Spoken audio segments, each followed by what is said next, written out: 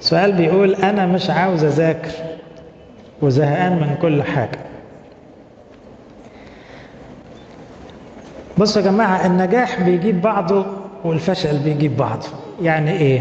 لما تنجح إنك تصلي، وتنجح إنك تعترف وتتوب، وتنجح إنك تحفظ مزامير من الإنجيل، وتنجح إنك أنت تبقى صديق حلو لأصدقائك، وتنجح في علاقتك مع بابا وماما وإخواتك، هتلاقي نفسك ناجح كمان في دراستك، وناجح في الرياضة، وناجح في كل حاجة.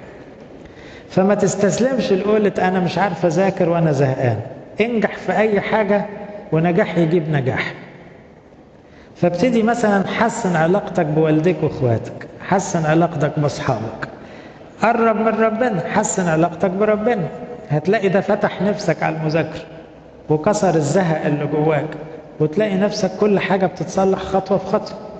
هتحتاج تقعد مع أب اعترافك عشان نشوف الزهق ده ايه سببه، وتحاول تاخد خطوة إيجابية. وفاكرين كلمة ما تصدقش مشاعرك، تقعدش طول الوقت تقول أنا زهقان، أنا ماليش نفس. لا، ما تتحركش بالنفس، تتحرك بالإرادة.